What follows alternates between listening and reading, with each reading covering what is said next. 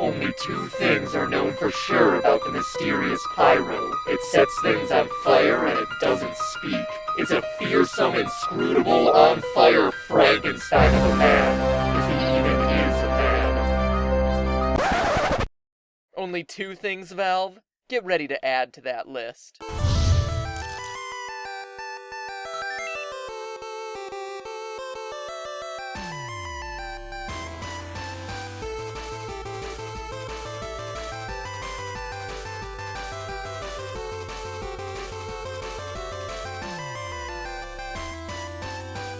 Hello, Internet. Welcome to Game Theory, the show that takes geek culture and makes it even nerdier by applying a heaping helping of science. So I grew up on consoles, and without friends. Making a multiplayer PC game like Team Fortress 2 something I didn't have too much cause to play when it was first released. But now, thanks to your suggestions to make an episode about it, here we are, talking about it, playing it, and loving it. So thanks for introducing me to yet another game that will successfully keep me from finally finishing Dragon Age Origins. Now, for those unfamiliar with TF2 like I was, it's a fun, fast-paced action game built around various classes. The medic, the spy, the demo man, etc. But one class in particular has been the centerpiece of a mystery that has only strengthened over the last 6 years. The Pyro. And who, or what, is behind that mask of his. Or hers. The first piece of evidence that got people questioning was an out-of-place purse that appeared in the Pyro's locker. Clearly, if this masked man was indeed a man, he wouldn't be carrying around a pink handbag, right? That's when speculation started to roll in. It's a man because the voice actor is a man. It's a girl because look at that pose. It's a guy because look at that pose. Mixed signals came from every direction. In-game text saying that you should give her a try. Interviews with the designers using inconsistent gender pronouns, marketing videos having the characters call the Pyro a he. He's not here, is he? But transcripts for the same video using the word she.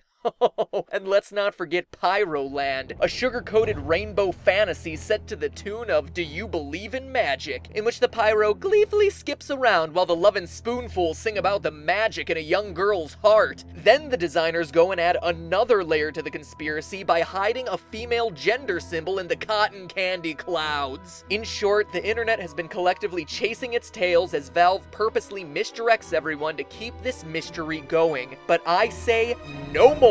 As the Nancy Drew of gaming, we're ending the speculation today. Call it MatPat in the case of the perplexing Pyro, but we're unmasking this masked thing so that we can all move on and Valve can finally release TF3, or Half-Life 3, or Portal 3, or all three. First, let's talk about the existing evidence, if it can be called that. The argument that, oh, the character is voiced by a man, means nothing. That would mean practically every character from South Park would also be a man because they're voiced by the same two guys. Same goes for Miss Piggy. Oh, and by that same logic, Ash Ketchum, Bart Simpson, Gohan, and Popeye would all be girls. And while I do question Ash's inability to close the deal with Misty and the painstaking hairstyles of Bart and Gohan, Popeye? Come on, it's Popeye! The only thing manlier would be a fighter jet made out of biceps. And regarding the purse, let's face it, we're living in the post-Queer Eye for the Straight Guy world, friends. A place in which manscaping, man purses, and the knowledge that a Homer Simpson t-shirt should never be worn with jean shorts gives you a distinct evolutionary advantage. If the Pyro wants to carry around a bedazzled daisy clutch, that's the Pyro's choice. But the second our favorite flame-spewing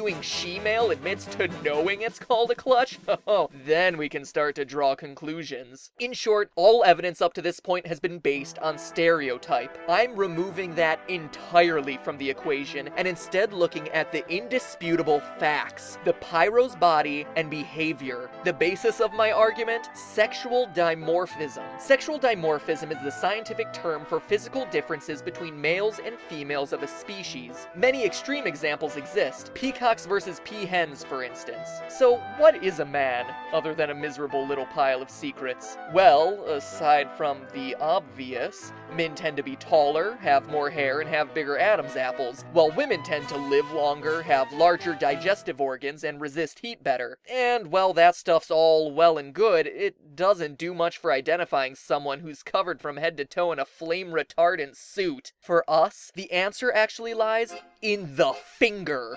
No, not that one.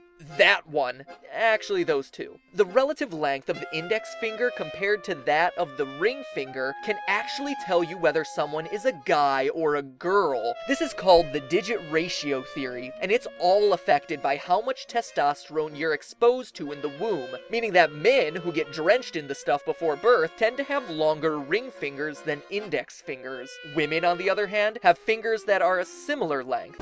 Wait, let me guess. You just stopped to check your hands, didn't you? Loyal theorists, if you need to check your fingers to tell me what team you're batting for, my friend, you have much bigger issues to grapple with than the pyro's sex. But if I can help you on your quest for self-discovery, I gladly accept the task. Anyway, shocking revelations about what's in your pants aside, looking at the pyro while he's performing the director's vision stance, we can compare finger lengths. Notice that the second and fourth fingers are extremely similar. To contrast, look at the soldier's fingers. Clearly his ring finger is significantly longer than his index finger. He's a man's man, and was thus exposed to lots of testosterone. Thus, based on the sexual dimorphism of finger length, we can conclude the pyro is, once and for all, a female, right? Then why is there still so much time left in this video? I mean, my end cards are long, but geez, I'm no Yuri of Wind or anything. You see, it's not quite that simple. Tests have shown that homosexual males also have similarly sized fingers, while quote-unquote butch lesbians tend to have a digit ratio similar to a straight male. Now mind you, this isn't me being homophobic or sexist. This is just science. I know it sounds like I may be putting people into a box, and it is to some extent, but science has shown, on average, these trends exist. And if you don't believe me, I encourage you, do the research yourself. So, disclaimers aside, while we can't yet conclude whether the pyro is a male or a female, we do know it's either a gay male or a straight female. So now what? Well, let's check out the rest of his body. First, his feet. Women have smaller feet proportional to their height than men. Comparing the pyro's feet to the other characters, his feet are just as large, if not larger, than the rest of the guys who are significantly taller than him. So that's a point solidly in the man column. Men also have longer torsos, and as you can see from the character model, the pyro is definitely not lacking in torso space. In fact, he's almost the masculine ideal. Studies have shown women are more attracted to men whose leg height matches their torso height, and for the pyro, his legs are the length of 3 pyro heads, as is his torso. So under that mask could be a very beautiful man. Or a slightly stocky woman. Another physical marker separating males from females is the biochromial width, aka broad shoulders, something the pyro's slumpy, slopey shoulders clearly seems to lack. But more importantly than absolute shoulder width is the proportion to the rest of the body. The average US male is 5 foot 10 inches tall, or about 1.78 meters, and his shoulders tend to be 18¼ inches, or 46 centimeters wide. That's a shoulder to height ratio of about 0.26. The average woman, conversely, stands at 5 foot 4.5, or 1.64 meters, with shoulders at 15 inches or 38 centimeters, a ratio of 0.23. The pyro as depicted in this height chart, meanwhile, stands at 300 pixels tall, with shoulders that are 80 pixels wide, bringing his shoulder to height ratio exactly to 0.26, the ideal ratio for an average man.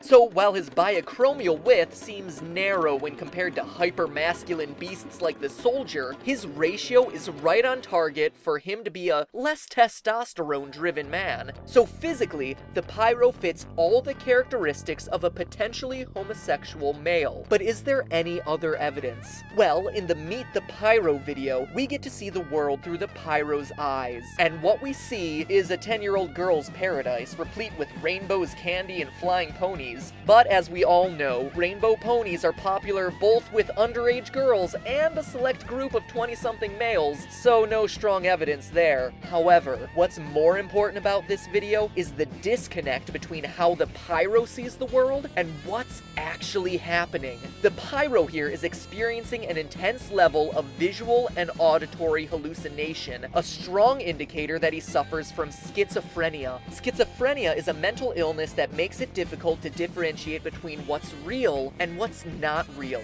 Research has shown that schizophrenic hallucinations tend to involve vivid, colorful scenes, can sometimes include animals, and can elicit extreme emotional reactions, including tremendous pleasure. In other words, Pyroland in a nutshell. So how does all of this identify the sex of the Pyro? While schizophrenia affects both men and women equally, gay and bisexual men show twice the rate of schizophrenia than any other group. That goes alongside another astounding fact, that 90% of clinically treated cases of pyromania are males. In other words, the final, scientifically proven answer to the sex of TF2's Pyro, he's a homosexual male. Not based on stereotypes, not based on circumstantial evidence, but based on biological science. His fingers, his body shape, his mental condition. And even if you don't believe me, I think that there's one thing we can all agree on. Gay or not, the Pyro is one big flamer. But hey, that's just a theory. A game theory. Thanks for watching. Hey, this video was super long, so let's make this short. As a theorist, it's pretty clear that I like numbers, research, and running tests, right? So over the next few videos, I'm running a super amazing end card tournament in an effort to find what the most clickable end card button ever would be. This week's competition, cute kittens versus boobs. The one with the most clicks progresses to the next round. They'll both take you to the channel page, so while you're there, check out another video. And if you haven't yet, subscribe, because I guarantee no other channel goes to the lengths this one does to unearth gaming's biggest secrets. Like, seriously, I spent 10 hours researching stuff for this video. It's kind of insane. It's also good that I don't have much of a social life. So click on one. I'm done talking and really want to see which one you choose. Kittens or boobs? It's like the two reasons the internet exists going head to head.